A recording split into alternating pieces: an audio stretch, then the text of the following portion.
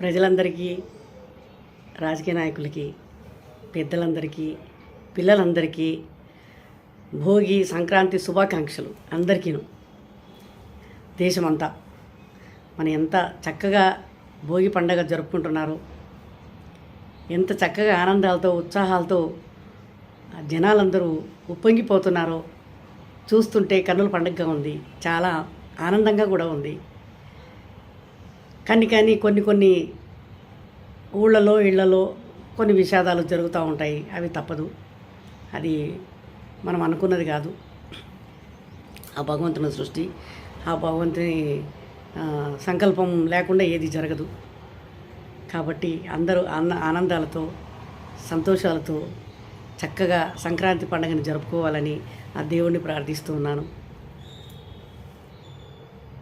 నేను చెప్పే విషయాలు కొంచెం ప్రతి ఒక్కరు కూడా పాటించాల్సిన విషయం ఇది. ఎందుకంటే ఇప్పుడు మనము బయట ఇంట అన్నీ రకరకాల వంటలు చేసుకుంటాం. అది ఇంటి వంటలు ఆనందంగా ఉంటాయి, అందంగా ఉంటాయి, చూడటానికి చూడముచ్చటగా ఉంటాయి, చక్కని రుచిగా ఉంటాయి. తింటాము, ఎంతో ఆనందంగా హాయిగా అందరితో కలిసి గడుపుతాం. కానీ కొన్ని విషయాల్లో మనం తప్పు చేస్తున్నాం. ఏంటంటే బయట ఈ ఫాస్ట్ ఫుడ్ అని, బర్గర్స్ అని, ఈ బిర్యానీలని, చికెన్ బిర్యానీ, మటన్ బిర్యానీ, తందూరి బిర్యానీ, ఇంకా ఏదేదో అన్ని రకరకాలు, పన్నీర్ బటర్ మసాలా, పన్నీర్ మసాలా అని రకరకాల వంటలు పిల్లల్ని తీసుకెళ్ళి హోటల్లోన మా పెద్దవాళ్ళందరూ కూడా ఆరోగ్యాల గురించి ఆలోచించకుండా ఏవివో తినేస్తున్నారు. ఆరోగ్యాలన్నీ పాడైపోతున్నాయి. దానివల్ల మనకు నష్టమే జరుగుతుంది, కానీ మనకి అన్యాయమే జరుగుతుంది, కానీ న్యాయం జరగదు. ఎందుకంటే ఇవన్నీ కూడా ఆరోగ్యానికి సంబంధించిన విషయాలు. ఇప్పుడు మనం కావాల్సిన తిండి, మంచి తిండి, కూరగాయలు, ఇప్పుడు అన్నీ రకరకాల సజ్జలని, జొన్నలని, పచ్చజొన్నలని, గోధుమలని, ప్రతి ఒక్కటి కూడా మనకు మంచి మంచి వస్తువులు దొరుకుతున్నాయి బజార్లో. సరే, అవి చేసుకోవడానికి టైం లేక, లేకపోతే తినడానికి టైం లేక, అసలు ఎందుకని ఈ విధంగా తయారవుతున్నారు జనాలు అర్థం కావటం లేదు. ఎందుకంటే ఇది మనము కావాలనుకుని మనము చేసుకునే టైంకి ఏది కూడా మనము ఆలోచించకుండా ప్రతి ఒక్కటి పిల్లల్ని పాడు చేస్తున్నాము, మనము పాడైపోతున్నాము. ఎందుకంటే ఇవన్నీ కూడా ఆరోగ్యానికి సంబంధించిన విషయాలు. ఇప్పుడు చూడండి, జబ్బు పడ్డామనుకోండి, కరెక్ట్గా మనం టైంకి కరెక్ట్గా తిని, టైంకి కరెక్ట్గా పడుకుని, టైంకి కావాల్సిన తిండి తిన్నామనుకోండి, అసలు ఎంత చక్కని ఆరోగ్యాన్ని ఇస్తుందంటే అంత చక్కని ఆరోగ్యాన్ని ఇస్తుంది. ఇప్పుడు మనము అడ్డమైన గడ్డి ఏదైనా తిన్నామనుకోండి, ఇప్పుడు చూడు ఆరోగ్యం వచ్చింది, ఆ ఆరోగ్యం బాగోలేదు, హార్ట్ అటాక్ వచ్చింది, మన కడుపులో పేగులు పాడైపోతాయి, వాటి వల్ల లోపల హార్ట్ పాడైపోతుంది, గుండె పాడైపోతుంది. గుండెకు హార్ట్ అటాక్ వస్తుందనంటే కారణం ఏంటి? అది కొంచెం మనం ఆలోచించాలి. దేనికి వస్తుంది హార్ట్ అటాకు? ఆ హార్ట్ తిరిగే టైంలో 4 గొట్టాలు ఉంటాయి. ఆ 4 గొట్టాలు కూడా మూసుకుపోతే, ఆ 4 గొట్టాల్లో ఏ ఒక్క గొట్టం మూసుకుపోయినా కూడా మనకు బ్లడ్ సర్క్యులేషన్ అవ్వక హార్ట్ ఆగిపోతుంది. దానివల్ల ప్రాబ్లమ్స్ వచ్చి హార్ట్ అటాక్ వచ్చి చనిపోవడాలు ఇలాంటివి జరుగుతూ ఉంటాయి. ఎందుకంటే వాటికి కొవ్వు పట్టకుండా ఫ్యాట్ మనం తినే తిండిలోనే, ప్రతి అడ్డమైన గడ్డి తిన్నామనుకోండి, ఆ తిండిలోనే ఫ్యాట్ వస్తుంది. ఆ ఫ్యాట్ మొత్తం కూడా వాటికి పట్టుకుందనుకోండి, లోపల పేగులకు పట్టుకున్నా, మన గుండె లోపల ఉన్న గొట్టాలకు పట్టుకున్నా అది అడ్డుపడుతుంది. బ్లడ్ సర్క్యులేషన్ అవ్వదు. బ్లడ్ సర్క్యులేషన్ అవ్వకుండా అది ఆపేస్తుంది. ఆపేటప్పటికి ఏమైపోతుందంటే అనారోగ్యాలు స్టార్ట్ అవుతున్నాయి. హార్ట్ అటాక్ రావడం, కిడ్నీలు పాడైపోవడం, ఏమైనా లోపల లివర్ పాడైపోవడం, లోపల పేగులు పాడైపోవడం, కడుపులో ఉన్న దెబ్బ పాడైపోవడం, ఇవన్నీ కూడా జరుగుతున్నాయి. కారణం ఈ తిండి వల్ల వచ్చే జబ్బులే ఇవన్నీ. ఇప్పుడు చూడండి, ఒక పైపు తీసుకోండి, ఆ పైపులో గడ్డి కానీ లేదా కొంచెం మట్టి కానీ వేసి మీరు నీళ్లు ఆ పైపులోకి నీళ్లు వదలండి. ఆ పైపులోకి నీళ్ళు వదిలినప్పుడు ప్రెషర్ ఎక్కడి నుంచి వస్తుంది? మీకు రాదు. ఆ మట్టి కానీ గడ్డి కానీ తట్టుకుందనుకోండి, అడ్డం పడిపోతుంది. అది అది నీళ్ళు మనకు ప్రెషర్ బయటికి రాదు, అది తట్టుకుంటుంది కాబట్టి. అందుకనే మనం చక్కటి వంట ఇంట్లో చేసుకొని తినడం చాలా మంచిది, చాలా బాగుంటుంది. ఈ హోటళ్ళలో అడ్డమైన గడ్డీలు చేసి పెట్టేసి భోజనాలు పెడుతున్నారండి. పెద్ద పెద్ద హోటల్స్ అని మనం వెళ్తామే కానీ వాళ్ళు కూడా మనకి ఫ్రెష్గా చేసి ఏం పెట్టరు. అన్నీ కూడా ఇవాళ చేసింది మిగిలిపోతే వాడు ఎంత వండుతాడు, చేసింది మిగిలిపోతే పారేస్తాడు కదా, పారేస్తారు కదా, మనం పారేసుకుంటాం కదా, వాళ్ళు పారేయకుండా ఫ్రిడ్జ్లో వాటిల్లో పెట్టి శుభ్రంగా తెల్లారి వేడి చేసి అది మళ్ళీ చక్కటి బిర్యానీలాగా తందూరిలాగా ప్రతి ఒక్కటి కూడా చేసి మనకు వడ్డిస్తూ ఉంటారు. దానివల్ల ఆరోగ్యాలు పాడైపోయి పిల్లలు పాడైపోతున్నారు, పెద్దవాళ్ళు పాడైపోతున్నారు. చూడండి, అప్పటి వాళ్ళు 80 ఏళ్ళు 90 ఏళ్ళు బతికేవాళ్ళు. ఇప్పుడు చూడండి 40 ఏళ్ళకే ముసలాళ్ళు అయిపోతున్నారు, 50 ఏళ్ళకే ముసలాళ్ళు అయిపోతున్నారు. అయిపోయింది, ఆరోగ్యం చెడిపోతుంది. ఏముంది ఇంకా? మనము తినే తిండి, హోటల్కి వెళ్ళి తినే తిండి 250 రూపాయలు బిర్యానీ ప్యాకెట్, ప్లేట్ బిర్యానీ. ఇంకా ఏమన్నా రకరకాల వస్తువులు తిన్నామనుకోండి, అవన్నీ కలిపి కూడా మనకి ఒక 1000 రూపాయల బిల్లు వస్తుంది అనుకోండి. రేపొద్దున ఆరోగ్యం చెడిపోతే దానివల్ల హాస్పిటల్కి వెళ్తాం కదా, హాస్పిటల్కి వెళ్ళి డాక్టర్కి 1000 రూపాయలు 500 కన్సల్టింగ్ ఫీజు ఇచ్చుకోవాలి. వాడేమో 4 రకాల మందులు రాస్తాడు. ఆ 4 రకాల మందులు వాడితే లోపల కిడ్నీలు పాడైపోతాయి, ఆరోగ్యం పాడైపోతుంది. దానికి తోడు ఇంకేమైనా అయిందనుకోండి, హాస్పిటల్ వెళ్ళి అడ్మిట్ అవుతాం. మనం తినే తిండి మంచిది కాక ఈ రోగాలు వచ్చి హాస్పిటల్ పాలవుతున్నాము అంతే తప్ప, హాస్పిటల్కి మనం తినే తిండి 1000 రూపాయలు అయితే హాస్పిటల్కి వెళ్తే 1000 అవుతున్నాయి, 5000 అవుతుంది, 10,000 అవుతుంది. హార్ట్ అటాక్ వస్తే 10 లక్షలు అవుతున్నాయి. దానికి ఎంత ప్రాబ్లం వస్తుందో మీరు ఆలోచించండి. అందుకే పిల్లలకు కూడా చక్కటి తిండి పెట్టి మీరు చక్కటి తిండి తిని ఆరోగ్యంగా ఉండాలి. అందరూ కూడా కలిసి చక్కగా ఉండాలి. ఎక్కువ నాన్ వెజ్ తింటే కూడా ఆరోగ్యానికి మంచిది కాదు. దానివల్ల ఫ్యాట్ పెరుగుతుంది. ఫ్యాట్ పెరిగితే ఏమైపోతుంది? లావ్ అయిపోతాం. లావ్ అయిపోయిన తర్వాత ఆ లావులో ఉదకాయమో ఏదో అంటారు చూడండి, పొట్ట పెరిగిపోతుంది. ఆడవాళ్ళకి సీటు పెరిగిపోతుంది, మగవాళ్ళకి పొట్ట పెరిగిపోతుంది. దీనివల్ల హార్ట్ అటాకులు వస్తాయి, కడుపులో ప్రాబ్లమ్స్ వస్తాయి. వద్దు, తినొద్దు, అలాంటివి తినొద్దు అని పిల్లల్ని బెదిరించి మనం చెప్పాలి. పెద్దవాళ్ళకి కూడా చెప్పాలి ఇలాంటి తిండి తినాలని. వద్దు, మనం అలాంటి తిండి ముట్టుకోవడానికే వీల్లేదు. ఎందుకంటే మనం తినే తిండి ఏమో 10 రూపాయలది అయితే అక్కడ 100 రూపాయలు పెట్టాల్సి వస్తుంది. మనం తినే తిండి 1000 రూపాయలది అయితే అక్కడ 10,000 లక్షలు పెట్టాల్సి వస్తుంది.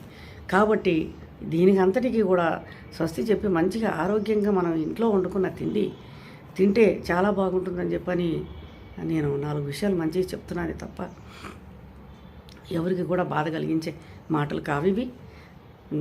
చక్కగా ఉంటారని చెప్పని దేవుణ్ణి ప్రార్థిస్తాము. కాబట్టి దేనికైనా కూడా మనం ఆలోచించి అడుగు ముందుకేస్తే చాలా బాగుంటుందని చెప్పని అనుకోవడం జరుగుతుందండి. ఎవరైనా సరే, మన ఇంట్లో వాళ్ళైనా బయట వాళ్ళైనా పెద్దవాళ్ళైనా ఎవరైనా కూడా చాలా బాగా ఆనందంగా ఉండాలి, చక్కగా ఉండాలి, ఆరోగ్యంగా ఉంటే చాలా బాగుంటుంది అని కోరుకోవడం జరుగుతుంది. ఇప్పుడు మనం చేసే పనులు ఏవైనా కష్టపడి పనులు చేస్తున్నామా? చెమట అసలు కారుతుందా మనిషికి? ఆ సాఫ్ట్వేర్లంతా ఆఫీసుల్లోనే, ఏసీల్లోనే, ప్రతి ఒక్క ఆఫీసులో ఏసీలోనే. అసలు చెమట అనేది బయటకు వస్తే ఆ చెమట ద్వారా మన ఒంట్లో శరీరం కొవ్వు అంతా కూడా చెమట ద్వారా కరిగిపోయి మన బాడీ తేలికవుతుంది. కానీ చెమట రాకుండా ప్రతి ఒక్క ఆఫీసులోనూ ఏసీలు, బస్సులో ఎక్కిన ఏసీయే, ట్రైన్లో ఎక్కిన ఏసీయే, ఇంట్లో ఉన్న ఏసీయే, ఆఫీసులకు వెళ్ళిన ఏసీయే, కారులో ఎక్కిన ఏసీయే. మనకి ఎక్కడ చెమట కారుతుంది? పోనీ చెమట కారడానికి మనం ఏమైనా కష్టపడి పనిచేస్తున్నామా? మనం చెమట పట్టేంత కష్టపడి పనిచేస్తున్నామా? లేదు. ఎందుకంటే అన్నిటికీ పని మనుషులే. వాషింగ్ మిషన్లు అయిపోయినాయి, మిక్సీలు అయిపోయినాయి, రుబ్బేది లేదు, ఉతికేది లేదు, పిండేది లేదు. అన్నిటికీ కరెంటు వస్తువులు అయిపోయినాయి, పని మనుషులు అయిపోయారు. ఇప్పుడు ఒక పనికి 1000 రూపాయలు తీసుకునేది ఇప్పుడు 2000 తీసుకున్నాను కూడా పెట్టుకుంటారు. ఎందుకంటే లక్షలు వస్తున్నాయి కదా అక్కడ. ఆ విధంగా ఆరోగ్యాలు చెడిపోతున్నాయి. ఎందుకు చెడిపోతున్నాయి అనేది మనం ఆలోచించాలి. ఈ కూర్చొని తింటే ఆరోగ్యాలు చెడిపోకపోతే ఉంటాయి. పని లేదు, పాట లేదు, ఏమీ లేదు. రాత్రిపూటైనా పగలైనా తిన్నాక పడుకోవాలి అనుకుంటే ఒక అరగంట ఒక గంట ఆగి పడుకోండి. పడుకున్నా మీరు ఈ సైడ్కి కానీ ఆ సైడ్కి కానీ పడుకుంటే లేనిపోని ప్రాబ్లమ్స్ వచ్చి పొట్ట ముందుకు వచ్చేస్తుంది. ఎలికిల పడుకుంటే పొట్ట ముందుకు రాదు, ఎందుకంటే అది సాఫ్ట్గా అలాగే ఉండిపోతుంది కాబట్టి మనకి పొట్ట ముందుకు రావడానికి అవకాశం ఉండదు. సైడ్కి పడుకుంటే కంపల్సరీ పొట్ట ముందుకు పెరుగుతుంది. ఎందుకంటే అనుభవంతో చెప్తున్నాను నేను. అందరూ చేసే తప్పులే ఇవి. అంటే నేను చేస్తున్నాను ఆ తప్పు, కానీ ఆ తప్పు జరగకూడదని నేను ఆలోచించాను, నేను అబ్జర్వేషన్ చేశాను. అంటే ఈ పొట్ట పెరగడానికి కారణం ఏంటి? మన తిండి కొంత, మనం పడుకోవడంలో కూడా తప్పు చేస్తున్నాం. సైడ్కి తిరిగి పడుకుంటున్నాం. అది ఏమైపోతుంది, తినంగానే పడుకుంటున్నాం కాబట్టి ముందుకు వచ్చేస్తుంది. ఇంకా అదంతే అక్కడే జమ అయిపోతుంది. అది మళ్ళీ సాఫ్ట్ అవ్వడానికి వీల్లేదు. రాత్రి అంతా దాని పని అది చేసుకుంటుంది కదా, ఓ దగ్గర కుప్పలాగా అయిపోతుంది. అంతే. దానివల్ల ఎంత నష్టం జరుగుతుంది, ఎంత మనకి ఆరోగ్యం చెడిపోతుందని చెప్పి అనేది మనం కొంచెం ఆలోచిస్తే చాలా బాగుంటుందండి. దయచేసి జనాలంతా కూడా ఇది కొంచెం అబ్జర్వ్ చేయాలని చెప్పని, దీని గురించి కొంచెం ఆలోచించాలని చెప్పని నేను అనుకుంటున్నాను. ప్రతి ఒక్కరు కూడా ఏమైనా ఇప్పుడు చేతగాక వాకింగ్లు, జిమ్ములు ఇలాంటివి చేస్తున్నారు. ఎందుకు చేస్తున్నారు? దానివల్ల మనకు నష్టం జరుగుతుంది కాబట్టి. తిండి వల్ల మనం తినే తిండి సరిగా లేదు, మనం తిరిగే తిరుగుళ్ళు సరిగా లేవు. దానివల్ల మన ఆరోగ్యం చెడిపోతుంది. ఆరోగ్యం చెడిపోతుంది కానీ పొద్దున్న టైం దొరుకుతుందని బలో వెళ్ళిపోతున్నారు, జిమ్ములు చేస్తున్నారు, వాకింగ్లు చేస్తున్నారు. దానివల్ల ఆరోగ్యం చెడిపోతుంది. అంతే తప్ప మనం చేసే తప్పులన్నీ ఇవే. పని లేదు, ఏసీలు, వాటి వల్లనే మన ఆరోగ్యం చెడిపోతుంది. ఇప్పుడు ఏ హాస్పిటల్కి వెళ్ళినా కూడా మనం ఏ చిన్న జబ్బు ఉందని చెప్పని హాస్పిటల్కి వెళ్తే వాడు 100 రాస్తున్నాడు టెస్టులు. బ్లడ్ టెస్ట్ అంటాడు, బుడ్డిలు లాగుతున్నారు బ్లడ్. ఏ హాస్పిటల్ అనవండి, బుడ్డిలు లాగుతున్నారు. వాడు థైరాయిడ్ టెస్ట్ అంటాడు, షుగర్ టెస్ట్ అంటారు, బీపీ టెస్ట్ అంటారు, కాల్షియం టెస్ట్ అంటారు, ఇంకా ఏవో ఇంకా రకరకాలు 10 టెస్టులు. ఆ టెస్టులు నా బొంద ఏమి ఉండి సావదు, అందులో ఏమీ ఉండదు. టెస్టులు మాత్రం చేస్తారు. టెస్టులు చేయడానికి మళ్ళీ ఒక్కొక్క దానికి వేలు డబ్బులు. ఎక్స్రే తీయడానికి వేలే, స్కానింగ్ చేయడానికి వేలే, ఈసీజీ తీయడానికి వేలే, మళ్ళీ ఎంఆర్ఐ స్కాన్లు అని పెట్టారు, అది వేలే, సిటీ స్కాన్లు అని పెట్టారు, అది వేలే. ఏదంటే తక్కువ ఉంది మనకి? మనం బాగు చేసుకోవడానికి ఆరోగ్యాన్ని బాగు చేసుకోవడానికి హాస్పిటల్కే వెళ్ళక్కర్లేదు, మందులే తినక్కర్లేదు. ఎందుకంటే నేను అనుభవంతో చెప్తున్నాను. మన జాగ్రత్త, మనం తిండి విషయంలో కానీ దేని విషయంలో కానీ కొంచెం జాగ్రత్త తీసుకుంటే మనకు కొంచెం ఎండ తగలాలి. తినే తిండి కూరగాయలు, ఆకుకూరలు బాగా తినాలి. అన్నం ఒక వంతు తింటే 3 వంతులు కూర తినాలి. చపాతీలు, ఒక్క చపాతీ 2 చపాతీలు తింటే దానికి 2 అంతలు కూర తింటే అప్పుడు ఆరోగ్యం బాగుంటుంది. అంతే తప్ప ఇంత అన్నం తిని ఇంత కూర తింటే ఆ అన్నంలో అంతా ఫ్యాటే ఉంటుంది. ఆ ఫ్యాట్ ఉంది కాబట్టి ముందుకు వస్తుంది పొట్ట, అది అరగదు, లేని కొంత తలకాయని. అయినా కూడా తినాలి. తినే అరగంట ముందు గ్లాస్ నీళ్ళు తాగాలి. లేదంటే తిన్నాక ఇంకా అరగంట తర్వాత నీళ్లు తాగాలి. అన్నం తినుకుంటూ మాత్రం నీళ్లు తాగారనుకోండి, అన్నం కానీ చపాతీ కానీ ఇడ్లీ కానీ ఏదైనా పర్వాలేదు, తినుకుంటూ తాగారనుకోండి, అది ఇది 2 మిక్స్ అయిపోయి తొందరగా జీర్ణం అవ్వదు. జీర్ణం అవ్వక ఆరోగ్యం పాడైపోతుంది. దానివల్ల గ్యాస్ ఫామ్ అవుతుంది. అది రోలింగ్ అవ్వదు, ఇంకా అది ఫుల్ నిండిపోయి ఉంటుంది. అట్లా గ్యాస్ ఫామ్ అవుతుంది. గ్యాస్ ఫామ్ అయిపోయి ఏమవుతుంది, హార్ట్కి తంతుంది. అది హార్ట్కి తన్నేటప్పటికి హార్ట్ అటాకులు వస్తాయి. అంతేగాని అబ్బా టెన్షన్ పడితే హార్ట్ అటాక్ వచ్చింది, ఎవరో ఏదో అయితే ఆ హార్ట్ అటాక్ వచ్చింది అనేది కాదండి. ఇదంతా మన ఆరోగ్యం, మన చేతులతో చేసుకునే ఆరోగ్యం. మన చేతులారా మనం పాడు చేసుకుంటున్నాం ఆరోగ్యాన్ని. అడ్డమైన గడ్డి, అడ్డమైన తిండి పిల్లలకి పెట్టకండి దయచేసి. మీరు తినకండి. జాగ్రత్తగా ఉండి జాగ్రత్తగా నడుచుకుంటే చాలా బాగుంటుందని చెప్పని నేను పదే వేడుకుంటూ మీ అందరికీ ఏదో 4 మాటలు నాకు తోచినాయి, నాకు తెలిసినవి నేను చెప్పాను. మీకు ఇష్టమైతే పాటించండి, లేదంటే ఏదో ప్రకారం ఉండొచ్చు. ఎవరిష్టం వాళ్ళది, బలవంతం చేయటం లేదు. కాకపోతే సర్వే జనా సుఖినే భవంతు అన్నట్టు ఆరోగ్యమే మహాభాగ్యము. ఆరోగ్యం లేకపోతే మనం ఏమీ చేయలేము. ఎందుకంటే మనలో ఉన్న ఆత్మ, మనలో ఉన్న ఆ జీవము మన శరీరం కంటే కూడా చాలా గట్టిది, చాలా పవర్ఫుల్. ప్రాణానికి ఉన్నంత పవరు ప్రపంచంలో దేనికి లేదు. ఎందుకంటారా? దీనికి ఒక విషయం. శరీరం బాగున్నంతసేపు, మన ఆరోగ్యం బాగున్నంతసేపు, లోపల పార్ట్స్ అన్నీ బాగున్నంతసేపు, మనం కడుపు నిండా తిన్నంతసేపు, తిరిగినంతసేపు, మనం పరిగెత్తినంతసేపు, మనం ఏం చేసినా కూడా అది హ్యాపీగా మనతో ఉంటుంది. మనం తినలేము, తిరగలేము, ఓపిక లేదు, మాట్లాడలేము, మంచాన పడిపోయాము, అసలు ఇంకా దేనికి పనికి రాకుండా అయిపోయింది శరీరం. అప్పుడు ఆ ఆత్మ ఏం ఆలోచిస్తుందంటే, ఆ ఆత్మ ఉంటుంది కాబట్టి మనం ఇవన్నీ చేయగలుగుతున్నాం, మాట్లాడగలుగుతున్నాం. ఆ ఆత్మ ఏం ఆలోచిస్తుందంటే, అరే ఈ శరీరం నాకెందుకు పనికి వస్తుంది, నేను దీంట్లో ఉండి నేను ఏం చేయాలి, నా వల్ల కాదు, నేను ఉండలేను, ఈ పనికిరాని శరీరంలో నేనుండి నేనెందుకు పాడైపోవాలి, నేను ఉండలేను, నా వల్ల కాదు, దీనివల్ల నాకు ఉపయోగం లేదు, అందుకని దయచేసి నేను వదిలేసి వెళ్ళిపోతానని చెప్పని ఏదో ఒక టైంలో ఏదో ఒక కారణం చూస్తుంది. తిండి తినలేకనా, తిరగలేకనా, మెట్ల నుంచి పడా, లేకపోతే యాక్సిడెంట్ అయ్యా, ఇంకేదైనా అదేం చేస్తుంది, మెల్లగా జారుకుంటుంది, వెళ్ళిపోతుంది. వెళ్ళిపోయి ఏం చేస్తుంది ఆత్మ? ఇంకొక ఎప్పుడైతే బందోబస్తుగా పవర్ఫుల్గా ఉంటుందో ఆ శరీరం, ఏది పుట్టబోయే పిల్లలు, ఏ పిల్లలైనా, మనుషులైనా, జంతువులైనా, పామైనా, చీమైనా, ఏదైనా కూడా ప్రతి ఒక్క, ఎందుకంటే మనకి లెక్కలేనని కొన్ని లక్షల జన్మాలు మన బ్రతుకి, మన శరీరంలో ఉన్న ఆత్మకి కొన్ని లక్షల జన్మాలు. కాబట్టి అది